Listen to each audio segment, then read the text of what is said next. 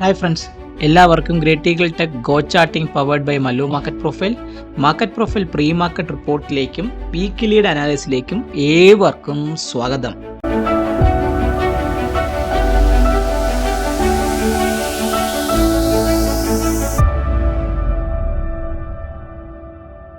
കഴിഞ്ഞ 2-3 ദിവസമായിട്ട് വീഡിയോ ഇല്ലാത്ത കുറച്ച് ട്രാവലിംഗ് കാര്യങ്ങളായിരുന്നു, ഫ്രീ ആയിരുന്നു. അപ്പോൾ ഈ ആഴ്ച എന്ത് സംഭവിച്ചു നിങ്ങൾക്ക് അറിയണ്ടേ? നമ്മളെ സംബന്ധിച്ച് നോക്കിക്കഴിഞ്ഞാൽ നിങ്ങൾ നോക്കുമ്പോൾ അറിയാൻ പറ്റും നമ്മുടെ ഇന്ന് ഈ ആഴ്ചയിൽ കുറേ റിസൾട്ടുകൾ വന്നു. പ്രത്യേകിച്ച് പറഞ്ഞാൽ റിലയൻസിന്റെ ബിഗ് റിസൾട്ട്സ് എന്ന് പറയുമ്പോൾ നിഫ്റ്റിയിൽ നോക്കുമ്പോൾ ഏകദേശം റിലയൻസ് റിസൾട്ട് വന്നു.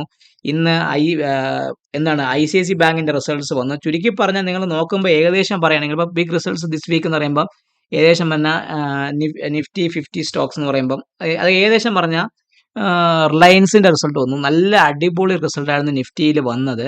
ഏകദേശം പറഞ്ഞാൽ റിലയൻസ് ഇൻഡസ്ട്രീസിന്റെ റിസൾട്ട് നിങ്ങൾ നോക്കിക്കഴിഞ്ഞാൽ റിലയൻസ്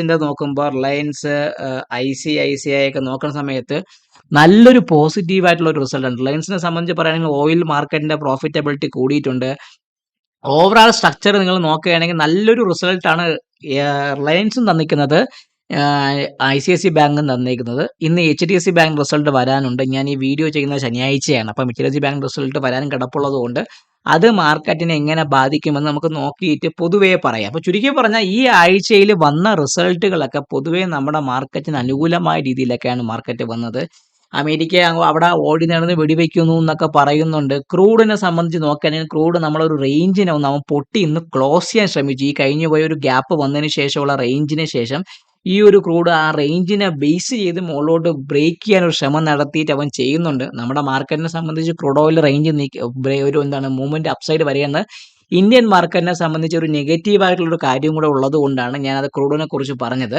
അപ്പം യൂഷ്വലി പറയുകയാണെങ്കിൽ നമ്മുടെ മാർക്കറ്റ് കഴിഞ്ഞ ആഴ്ച വീക്കിലി സ്ട്രക്ചർ നോക്കുന്ന സമയത്ത് കഴിഞ്ഞ ബുധനാഴ്ച വന്ന ഒരു ഹെവി ഫോൾ, നമ്മൾ യുദ്ധം വീണ്ടും സ്റ്റാർട്ട് ചെയ്തു, പീസ് ഡീൽ ക്യാൻസലാക്കി എന്ന് പറഞ്ഞ ആ ഒരു സമയത്തുള്ള ഹെവി സെല്ലിങ്ങിന്റെ പ്രഷറിൽ നിന്നും 1, 2, 3, 4, 5, 6 7ാമത്തെ ദിവസം അവൻ പിടിവിട്ടു. ഏഴാം നാൾ മൂന്നാം നാൾ ഉയർത്തെന്ന് പറയുന്ന പോലെ 7ാം നാളിൽ ഉയർത്തെഴുന്നേൽറ്റ് വന്ന് മാർക്കറ്റ് ഒരു ഹെവി ആയിട്ട് ആ ഒരു സ്ട്രക്ചർ വന്ന ഹെവി സെല്ലിങ്ങിന് മുകളിലാണ് കൃത്യമായിട്ട് മാർക്കറ്റ് ക്ലോസ് ചെയ്തിരിക്കുന്നത്. ഈ വീക്കിന്റെ ഹോൾ സ്ട്രക്ചർ നമ്മൾ നോക്കുകയാണെങ്കിൽ നിഫ്റ്റിയെ സംബന്ധിച്ച് പറഞ്ഞാൽ ഒരു ഒരു നോർമൽ വേരിയേഷൻ അപ്പായിട്ടാണ് ഈ വീക്ക് നിൽക്കുന്നത്. എന്നാൽ അവൻ കഴിഞ്ഞതിന്റെ 6th ജൂലൈയുടെ ഫസ്റ്റ് വീക്കിന്റെ ആ ഒരു വാല്യൂ ഏരിയ ഹൈ എന്ന് പറഞ്ഞ ഒരു 24,380 ഭാഗത്ത് ഒരു ഹെവി സെല്ലിങ് കിടപ്പുണ്ട്. അതിന് മുകളിൽ മാർക്കറ്റ് ക്ലോസ് ചെയ്താൽ മാത്രമേ ഒരു മൊമെന്റം വരുള്ളൂ. ഈ 24,383 മുകളിൽ മാർക്കറ്റ് നിൽക്കുകയാണെങ്കിൽ നമ്മൾ എങ്ങോട്ട് പോകും? ഫസ്റ്റ് ഈ ഒരു 24,418 ഉണ്ട്. ആ രണ്ട് കാര്യങ്ങൾ 24,418 കടക്കുകയാണെങ്കിൽ നിഫ്റ്റിയെ സംബന്ധിച്ച് പറഞ്ഞാൽ, എന്നെ സംബന്ധിച്ച് പറയുകയാണെങ്കിൽ ഈ ഒരു POC നിങ്ങൾ കാണുന്നുണ്ട്. ഏത് വീക്കിന്റെ POC ആണ്? 2 മാർച്ച് 2 മാർച്ചിന്റെ POCയുടെ ഭാഗം 24,610 ഭാഗത്തേക്ക് മാർക്കറ്റ് പോവാം. അതിന് മുകളിൽ മാർക്കറ്റ് സസ്റ്റെയിൻ ചെയ്യുന്നുണ്ടെങ്കിൽ നിഫ്റ്റിയെ സംബന്ധിച്ച് 24,885 വരെ പോകാനുള്ള ചാൻസ് നിഫ്റ്റിയെ സംബന്ധിച്ച് വീക്കിലി സ്ട്രക്ചറിൽ വളരെയധികം പോസിബിൾ ആണ്. ഇതാണ് നിഫ്റ്റിയുടെ ഒരു വീക്കിലി സ്ട്രക്ചർ എനിക്ക് പറയാനുള്ളത്. ഈ ആഴ്ച ഒരു നോർമൽ വേരിയേഷൻ അപ്പ് വീക്കാണ്. POC നിൽക്കുന്നത് 24,100 ഭാഗത്തൊക്കെ തന്നെ ആശാൻ POC നിൽക്കുന്നത്. മാർക്കറ്റ് തിരിച്ച് വീണ്ടും 24,200 ഭാഗത്തേക്ക് എൻ്റർ ആവുന്നുണ്ടെങ്കിൽ തിരിച്ച് വീണ്ടും ഈ POCയുടെ ഭാഗത്തേക്ക് ഒരു മൂവ്മെന്റും തരാനുള്ള ചാൻസ്. അതായത് വീണ്ടും മാർക്കറ്റ് എന്താണ് പഴയ വീഞ്ഞ് പുതിയ കുപ്പിയിൽ എന്ന് പറഞ്ഞ പോലെ ഈ ഒരു റേഞ്ച് വേണമെങ്കിൽ വീണ്ടും ഒരു കീപ്പ് ചെയ്യാനുള്ള ചാൻസ് നിഫ്റ്റിയെ സംബന്ധിച്ച് വളരെയധികം മാർക്കറ്റിൽ എനിക്ക് പോസിബിൾ. അപ്പോൾ ചുരുക്കി പറഞ്ഞാൽ 24,382 420 മുകളിൽ നിഫ്റ്റിയെ സംബന്ധിച്ച് 24,610 24,885 പോലെ പോകാനുള്ള ഒരു വീക്കിലി സ്ട്രക്ചർ ഉണ്ട്. അതിന് സാധകമായിട്ടുള്ള രീതിയിലുള്ള റിസൾട്ടാണ് ഈ ആഴ്ചയിലും കഴിഞ്ഞ ആഴ്ച ഇന്നലെ വന്ന റിലയൻസിന്റെ റിസൾട്ട് ആയിക്കോട്ടെ, ഇന്ന് വന്ന ICICI റിസൾട്ട് ആയിക്കോട്ടെ, വരാൻ പോകുന്ന HDFCയെ കുറിച്ച് എനിക്ക് അറിഞ്ഞുകൂടാ. വന്നതൊക്കെ വെച്ച് നോക്കുമ്പോൾ ഒരു മൊമെന്റം മാർക്കറ്റിൽ ഇനിയും സസ്റ്റെയിൻ ചെയ്യാൻ ചാൻസ് ഉണ്ട്. അതാണ് ഞാൻ തമ്മിലേനി പറഞ്ഞ പോലെ നിഫ്റ്റിയിൽ ഒരു ബ്ലാസ്റ്റ് വരാൻ പോകുന്നു. 24,700 ഭാഗത്തേക്ക് നിഫ്റ്റി പോകാനുള്ള ചാൻസ് കാണുന്നു എന്ന് ഞാൻ കൃത്യമായിട്ട് പറഞ്ഞത്. ഇല്ല, നമ്മൾ വീണ്ടും 24,200 അകത്തേക്ക് മാർക്കറ്റ് വരുന്നുണ്ടെങ്കിൽ ഈ 24,000 ഭാഗത്തൊക്കെ തന്നെ കിടന്ന് കളിച്ച് ശിഷ്ടകാലം ദൈവത്തിൽ അഭയം പ്രാപിച്ച് കിടക്കുന്ന പോലെ ഈ ഒരു വലയത്തിൽ അഭയം പ്രാപിച്ച് കിടക്കാനുള്ള ചാൻസ് ആയി നിഫ്റ്റിയെ സംബന്ധിച്ച് മാർക്കറ്റിൽ എനിക്ക് കാണാനുള്ളത്. അതേസമയം നമ്മൾ ബാങ്ക് നിഫ്റ്റി നിങ്ങൾ നോക്കിക്കഴിഞ്ഞാൽ ബാങ്ക് നിഫ്റ്റി ഈ മൺഡേ നോക്കിക്കഴിഞ്ഞാൽ പെർഫെക്റ്റ്ലി ഒരു ന്യൂട്രൽ എക്സ്ട്രീം അപ്പായിട്ടാണ് ബാങ്ക് നിഫ്റ്റി ക്ലോസ് ചെയ്തിരിക്കുന്നത് വീക്കിലി സ്ട്രക്ചറിൽ പറയുകയാണെങ്കിൽ. ബാങ്ക് നിഫ്റ്റിയെ കുറിച്ച് പറയുകയാണെങ്കിൽ ഈ 58,639 എന്ന് പറഞ്ഞ ആ ഒരു പ്രേതത്തിന് മുകളിൽ നിന്നാൽ മാത്രമേ ബാങ്ക് നിഫ്റ്റി വീക്കിലി ഒരു സ്ട്രക്ചറിൽ എനിക്കൊരു ബുള്ളിഷ് എന്ന് പറയാം. ബാങ്ക് നിഫ്റ്റി ഇപ്പോഴും കഴിഞ്ഞ നിങ്ങളൊക്കെ 15 ജൂൺ തൊട്ട് 15 ആ ഒരു വീക്ക് 1, 2, 3, 4, 5 വീക്കായിട്ട് ഇവൻ ഈ 58,600നും 57,300നും ഇടയ്ക്കുള്ള 1,300 പോയിന്റിന്റെ അകത്താണ് ബാങ്ക് നിഫ്റ്റി കിടന്ന് കളിക്കുന്നത്. 58,600 മുകളിൽ ബാങ്ക് നിഫ്റ്റി 620 മുകളിൽ ബാങ്ക് നിഫ്റ്റി സസ്റ്റെയിൻ ചെയ്യുന്നുണ്ടെങ്കിൽ എന്നെ സംബന്ധിച്ച് പറയുകയാണെങ്കിൽ ഒരു ബിഗ് ബ്രേക്ക്ഔട്ട് ബാങ്ക് നിഫ്റ്റിക്ക് വരും. അതിന് ചെറിയൊരു തടസ്സമായിട്ടിരിക്കുന്നത് ഈ 58,885 എന്ന് പറഞ്ഞാൽ ഈ ഏതാണ് സെക്കൻഡ് മാർജിൻ നിഫ്റ്റിയുടെ POC എവിടെയാണ് 24,610 പറഞ്ഞതുപോലെ ഇവന്റെ POC കിടക്കുന്ന 58,885 അതിന് മുകളിൽ ചെറിയൊരു വാല്യൂ ഏരിയ സെല്ലിംഗ് വന്ന ഏരിയ ആയ 59,334 അതും കടക്കുകയാണെങ്കിൽ ബാങ്ക് നിഫ്റ്റിയെ സംബന്ധിച്ച് പിടിച്ചാൽ കിട്ടില്ല. ഈ കാണുന്ന 61,000ന്റെ ഭാഗത്തേക്ക് വരാനുള്ള ചാൻസ് വളരെയധികം ബാങ്ക് നിഫ്റ്റിക്ക് പോസിറ്റീവാണ്. ചുരുക്കി പറഞ്ഞാൽ 58,630 മുകളിൽ ബാങ്ക് നിഫ്റ്റി സസ്റ്റെയിൻ ചെയ്യുന്നുണ്ടെങ്കിൽ 58,885 59,334 ഭാഗത്തേക്കും അതിന് മുകളിൽ ബാങ്ക് നിഫ്റ്റി എന്ത് ചെയ്യാം 61,000 വരെ പോകാനുള്ള ചാൻസ് ബാങ്ക് നിഫ്റ്റിക്ക് കിടപ്പുണ്ട്. അത് കൃത്യമായിട്ട് ബാങ്ക് നിഫ്റ്റി ട്രേഡർ ഓർത്ത് വെച്ചാൽ നന്ന് നിങ്ങളുടെ ട്രേഡിങ്ങിൽ അത് കൃത്യമായിട്ട് പ്രയോജനപ്പെടുകയും ചെയ്യും. ഇല്ല എങ്കിൽ നമ്മളെ സംബന്ധിച്ച് പറയുകയാണെങ്കിൽ ഈ ഒരു 4 ദിവസത്തെ റേഞ്ച് നിങ്ങൾ കാണുന്നല്ലോ, ഈ റേഞ്ച് തന്നെ 57,600 58,600 57,600 58,600 ചെറിയൊരു 300 പോയിന്റ് താഴേക്ക് 57,300 വെച്ചോ. 57,300 58,600 എന്ന് പറഞ്ഞാൽ ഈ 1,300 പോയിന്റിനകത്ത് തന്നെ കിടന്ന് ശിഷ്ടകാലം എന്താണ് ഹുദാഹദ എന്ന് പറഞ്ഞ രീതിയിലേക്കാണ് ബാങ്ക് നിഫ്റ്റിയുടെ ഒരു മൂവ്മെന്റും ഞാൻ വളരെയധികം പ്രതീക്ഷിക്കുന്നത്. അപ്പൊ ചുരുക്കി പറഞ്ഞാൽ ഈ ഒരു സ്ട്രക്ചറാണ് എന്നെ സംബന്ധിച്ച് ബാങ്ക് നിഫ്റ്റി ആയിക്കോട്ടെ നിഫ്റ്റി ആയിക്കോട്ടെ ഈ ഒരു സ്ട്രക്ചർ ഇങ്ങനെ മെയിൻറ്റെയിൻ ചെയ്തിരിക്കും. ബ്രേക്ക് ഔട്ടിന്റെ സമയം കൃത്യമായിട്ട് മാർക്കറ്റിൽ ആയിട്ടുണ്ട്. പ്രത്യേകിച്ച് ബിഗ് ബീസിന്റെ അതായത് റിലയൻസിന്റെ ICICI ബാങ്കിന്റെ ഒക്കെ റിസൾട്ടുകൾ വളരെ പോസിറ്റീവായി വന്നതുകൊണ്ട് അത് നല്ല രീതിയിൽ മാർക്കറ്റിനെ ബാധിക്കുവാനും അതൊരു ബ്ലാസ്റ്റിന് മാർക്കറ്റിനെ വേണമെങ്കിൽ കൊണ്ടുപോകാനുള്ള ചാൻസ് വളരെയധികം പോസിറ്റീവായിട്ട് ഞാൻ കാണുന്നുണ്ട്. ഇതാണ് നമ്മൾ നിഫ്റ്റിയും ബാങ്ക് നിഫ്റ്റിയും കുറിച്ച് പറയാനുള്ള ഒരു കാര്യം.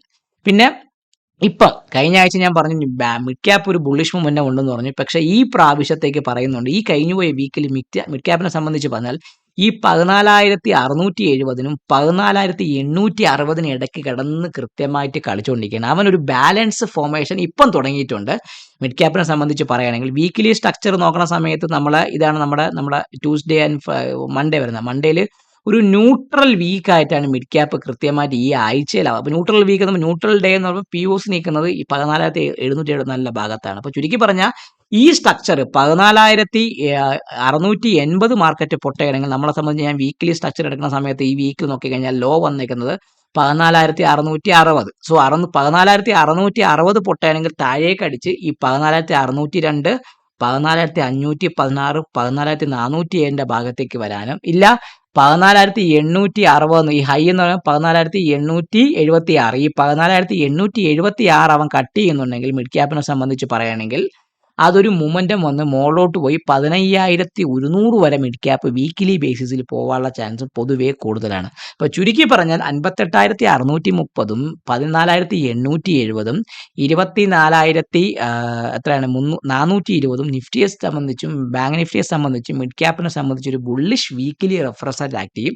ഇതിന് മുകളിൽ സ്ട്രക്ചർ ചെയ്യുന്നതെങ്കിൽ നിഫ്റ്റി 24,700 800 ഭാഗത്തേക്ക് പോകാനും ബാങ്ക് നിഫ്റ്റി 59,334 ഭാഗത്തേക്ക് പോകാനും അതിന് മുകളിൽ 64,000 വരെ ചാൻസ് കിടപ്പുണ്ട്. ഇല്ല മിഡ് ക്യാപ്പ് ആണെങ്കിൽ 15,100 വരെ പോകാനുള്ള ചാൻസും വളരെയധികം കൂടുതലാണ്.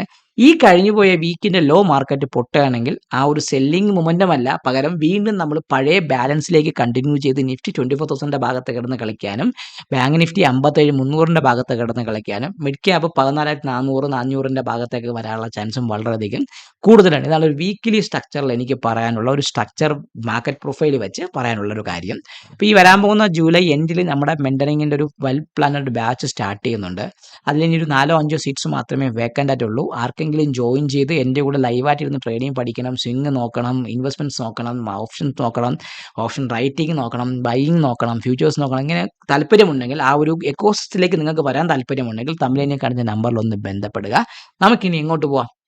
മൺഡേയിലേക്ക് വേണ്ടിയിട്ടുള്ള ഒരു മാർക്കറ്റ് പ്രൊഫൈൽ വെച്ചുള്ള ഒരു സ്ട്രക്ചറിലേക്ക് കൃത്യമായിട്ട് പോവാം. അപ്പോൾ നിഫ്റ്റി അത് മിഡ് ക്യാപ്പ് ഒരു നോർമൽ വേരിയേഷൻ ഡൗണിൻ്റെ ഒരു ബി ഷേപ്പ്ഡ് പ്രൊഫൈലായിട്ടാണ് നിൽക്കുന്നത്. മിഡ് ക്യാപ്പിനെ സംബന്ധിച്ച് പറയുകയാണെങ്കിൽ ഒരു നോർമൽ വേരിയേഷൻ്റെ ഒരു ബി ഷേപ്പ്ഡ് പ്രൊഫൈലല്ല അവൻ നിൽക്കുന്നത്. ഞാൻ പറഞ്ഞു മിഡ് ക്യാപ്പിൽ ഒരു സെല്ലിങ്ങിൻ്റെ മൊമെൻറ്റം അങ്ങോട്ട് കാണുന്നില്ല, ഒന്ന് ബൈയിങ്ങിൻ്റെ മൊമെൻറ്റവും മിഡ് ക്യാപ്പിന് കാണുന്നില്ല.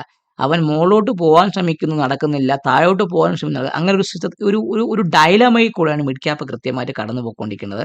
സോ ഞാൻ ഈ ബെയറിഷ് റെഫറൻസുകളെല്ലാം താഴേക്ക് വച്ചതിന് ശേഷം നമുക്ക് ആദ്യം നോക്കേണ്ട മിഡ് ക്യാപ്പിനെ സംബന്ധിച്ച് പറയുകയാണെങ്കിൽ എന്നെ സംബന്ധിച്ച് ബെയറിഷ് റെഫറൻസ് ഞാൻ പറയുമ്പോൾ 14,660 ഞാൻ ബെയറിഷ് അതാണ് 14,660 ഞാനൊരു ബെയറിഷ് റെഫറൻസ് എടുക്കും. അതിന് താഴെ മിഡ് ക്യാപ്പ് സസ്റ്റെയിൻ ചെയ്യുന്നുണ്ടെങ്കിൽ പഴയ ബെൽറ്റിന്റെ സെല്ലിംഗ് ഏരിയയുടെ ഭാഗത്തേക്ക് മാർക്കറ്റ് പോവാനുള്ള ചാൻസ് ഉണ്ട്.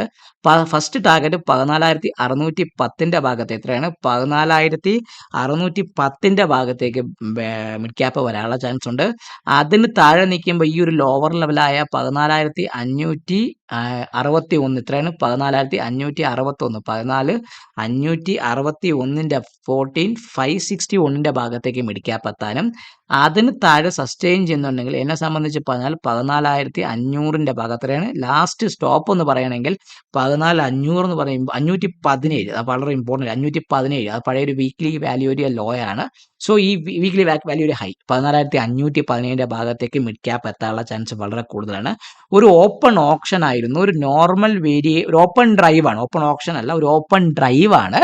ഒരു normal variation down day with A B shaped പ്രൊഫൈലാണ് മിഡ് ക്യാപ്പിനെ സംബന്ധിച്ച് പറയാനുള്ളത്.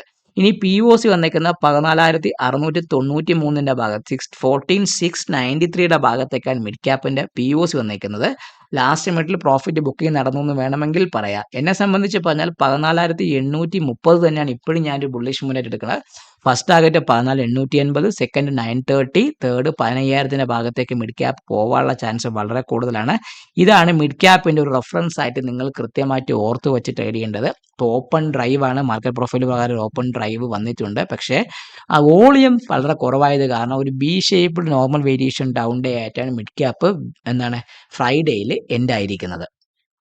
ബാങ്ക് നിഫ്റ്റി നമുക്ക് നോക്കുന്ന സമയത്ത് ബാങ്ക് നിഫ്റ്റിയെ കുറിച്ച് പറയുകയാണെങ്കിൽ ബാങ്ക് നിഫ്റ്റി ഒരു ഓപ്പൺ ഡ്രൈവ് അല്ല, ഒരു ഓപ്പൺ ടെസ്റ്റ് ഡ്രൈവ് എന്ന് വേണമെങ്കിൽ പറയാം. ഒരു നോർമൽ വേരിയേഷൻ അപ്പ് വിത്ത് ചെറിയൊരു സ്പൈക്ക്, വലിയ കാര്യമൊന്നുമില്ല. ഈ ഒരു റേഞ്ച് അവൻ പൊട്ടി ക്ലോസ് ചെയ്യാൻ ശ്രമിച്ചു. That is a good sign. ഒരു ന്യൂട്രൽ ന്യൂട്രൽ എക്സ്ട്രീം അപ്പായിട്ട് നിൽക്കുന്നതുകൊണ്ട് പി ഒ സി നിൽക്കുന്ന 57,800 ഭാഗത്ത് 58,000 ഭാഗത്തേക്ക് ആയതുകൊണ്ട് ആ ഭാഗത്തേക്ക് മാർക്കറ്റ് വരണമെങ്കിൽ ഒരു ബൈയിങ് മൊമെന്റം ഞാൻ ആക്ട് ചെയ്യുന്നുണ്ട്. ഒരു നോർമൽ വേരിയേഷൻ അപ്പ് പ്രൊഫൈലാണ് ബാങ്ക് നിഫ്റ്റി. 58,089 ഭാഗത്തേക്കാണ് പി ഒ സി. ഞാൻ ഈ പി ഒ സിയും തട്ടിയൊന്ന് മുകളിലോട്ട് കൊണ്ടുവരാം. 58,090 ഭാഗത്തേക്ക് ഞാൻ ആ പി ഒ സി ഒന്ന് കൊണ്ടുവന്നിട്ടുണ്ട്. എൻ്റെ ബെയറിഷ് റെഫറൻസിന് ചെറിയൊരു മാറ്റമേ ഉള്ളൂ. ഞാൻ ആദ്യം ബെയറിഷ് റെഫറൻസ് ബാങ്ക് നിഫ്റ്റിക്ക് വരയ്ക്കാം. സോ ബെയറിഷ് റെഫറൻസ് വരുന്നത് 57,824 താഴെ 57,824 താഴെ നാം ബാങ്ക് നിഫ്റ്റിയിൽ ഒരു സെല്ലിങ്ങിനെ കുറിച്ച് ചിന്തിക്കാം. അത് ഫസ്റ്റ് 57,700 ഭാഗത്തേക്ക് എത്രയാണ് 57,700 എന്ന് പറഞ്ഞ ആ ഒരു ഇമ്പോർട്ടൻറ്റ് ഏരിയയുടെ ഭാഗത്തേക്ക് വരാം.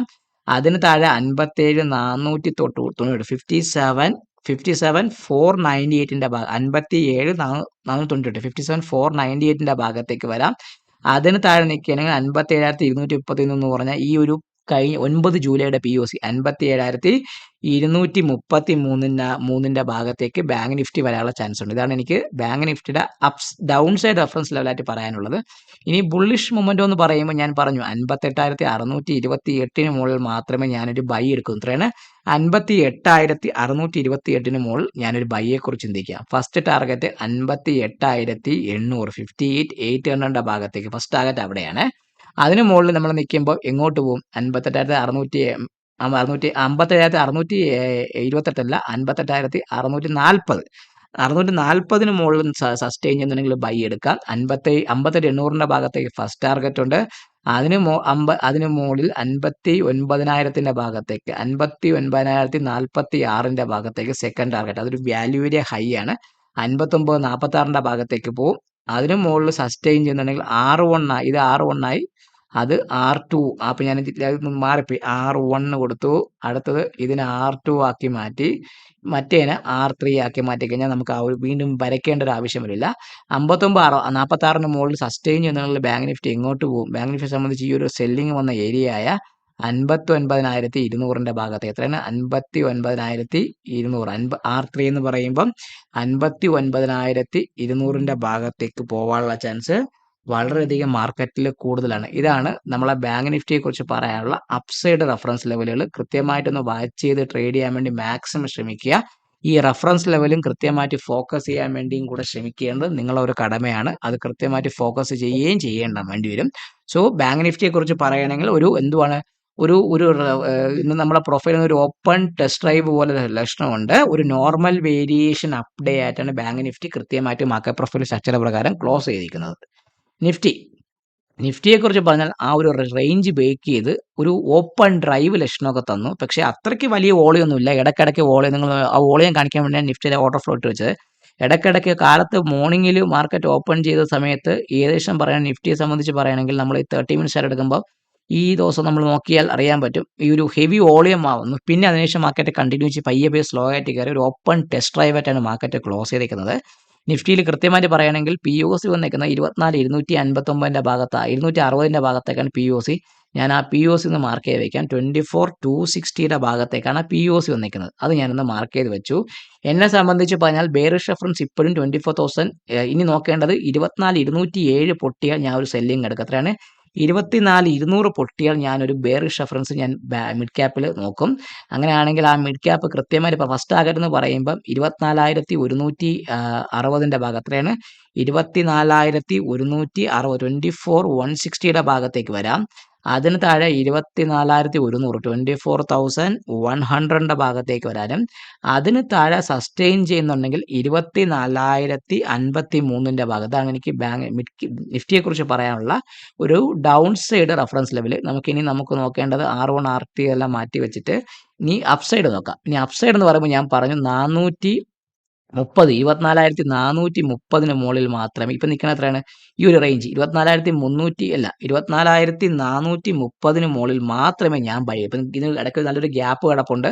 ആ ഗ്യാപ്പ് നല്ലതാണെന്നേ മാത്രമേ പറയുള്ളൂ. 430 മുകളിൽ നിൽക്കുകയാണെങ്കിൽ ഫസ്റ്റ് ടാർഗറ്റ് 24,470 എന്ന് പറഞ്ഞാൽ നമ്മൾ പഴയ ഒരു POC 24,470 ആ ഒരു POCയുടെ ഭാഗത്ത് ഈ POC കാണും. ഏത് ദിവസത്തെ POC ആണ്? നമ്മളെ സംബന്ധിച്ച് പറയുകയാണെങ്കിൽ 7th ജൂലൈയുടെ POC വരാം. അതിന് മുകളിൽ നിൽക്കുകയാണെങ്കിൽ 24,530. എത്രയാണ്? 24,000. R1 എന്ന് പറയുമ്പോൾ 24,470. R2 എന്ന് പറയുമ്പോൾ 24,530 ഭാഗത്തേക്ക്. R1 24,470, 470 അതിന് മുകളിൽ നിൽക്കുകയാണെങ്കിൽ 530 മുകളിൽ നിൽക്കുകയാണെങ്കിൽ ഞാൻ ദിസ് ടൈം നിഫ്റ്റിയെക്കുറിച്ച് പറയുകയാണെങ്കിൽ 24,618 ഭാഗത്തേക്ക് പോകും. ഇതാണ് എനിക്ക് 530 മുകളിൽ സസ്റ്റെയിൻ ചെയ്യുന്നുണ്ടെങ്കിൽ നമ്മളെ സംബന്ധിച്ച് പറഞ്ഞാൽ 593. കണ്ടോ? ഈ 593 എന്ന് പറഞ്ഞാൽ നമ്മൾ ഏത് ദിവസത്തെ വാല്യൂ ഏരിയ ഹൈ? 20th ഏപ്രിലിലെ വാല്യൂ ഏരിയ ഹൈ ആയ 24,593 ഭാഗത്തേക്ക് പോകുക. ഇതാണ് എനിക്ക് ബാങ്ക് നിഫ്റ്റിയെക്കുറിച്ച് പറയാനുള്ള അപ്സൈഡ് റെഫറൻസ് ലെവൽ. കൃത്യമായിട്ട് ലെവൽ മാർക്ക് ചെയ്ത് നിങ്ങൾ കൃത്യമായിട്ട് ട്രേഡ് ചെയ്യാൻ വേണ്ടി മാക്സിമം ശ്രമിക്കുക. സോ ചുരുക്കത്തിൽ പറയുകയാണെങ്കിൽ RILന്റെ റിസൾട്ടും ICICI ബാങ്ക് റിസൾട്ടൊക്കെ നമുക്ക് വളരെ പോസിറ്റീവായിട്ട് മാർക്കറ്റിലുണ്ട്. സോ ഇനി വരുന്ന HDFC ബാങ്കിൽ നമ്മളെ മാർക്കറ്റിൽ പോസിറ്റീവായി നിൽക്കുന്നുണ്ടെങ്കിൽ മാർക്കറ്റ് ഈ റേഞ്ചിൽ നിന്നും ബ്രേക്ക് ചെയ്ത് ഒരു മൊമെൻറ്റം തരാനും ആ മൊമെൻറ്റം എന്നെ സംബന്ധിച്ച് നിഫ്റ്റി ഒരു 24,880 ഭാഗത്തേക്കും ബാങ്ക് നിഫ്റ്റി ഒരു 59,500, 60,000 ഭാഗത്തേക്കും മിഡ് ക്യാപ്പ് ഒരു 15,100 ഭാഗത്തേക്കൊക്കെ വരാനുള്ള ചാൻസ് മാർക്കറ്റിൽ വളരെ കൂടുതലാണ്. ഈ ഒരു ലെവൽ ട്രേഡിംഗ് പ്രകാരം വരച്ചു വെച്ചിരിക്കുന്ന ബെയറിഷ് റെഫറൻസ് കൃത്യമായിട്ട് നിങ്ങളൊന്ന് മാർക്ക് ചെയ്ത് വെക്കുകയാണെങ്കിൽ ആ ട്രേഡ് കൃത്യമായിട്ട് നിങ്ങൾക്ക് അറിയാൻ പറ്റും. പ്രത്യേകിച്ച് പറഞ്ഞാൽ 24,200 നിഫ്റ്റിക്ക്, 14,660 മിഡ് ക്യാപ്പിനും ബാങ്ക് നിഫ്റ്റിക്ക് 57,700 പൊട്ടുകയാണെങ്കിൽ ഒരു സെല്ലിങ് വീണ്ടും മാർക്കറ്റിൽ എമർജ് ചെയ്യാനുള്ള ചാൻസും വളരെയധികം മാർക്കറ്റിൽ പോസിബിൾ ആണ്. സോ എല്ലാവരും വീഡിയോ കാണുക. നിങ്ങൾ വീഡിയോ ആദ്യമായിട്ട് കാണുന്നവരാണെങ്കിൽ തംബ്നെയിൽ നമ്മൾ ഒന്ന് ലൈക്ക് ചെയ്ത് ഒന്ന് സബ്സ്ക്രൈബ് ചെയ്ത് നിങ്ങളെ ട്രേഡിംഗ് ഫ്രണ്ട്സിന് വീഡിയോ അയച്ചു കൊടുക്കാനും മറക്കാതിരിക്കുക. എല്ലാവർക്കും happy weekend, happy trade to all my trading friends.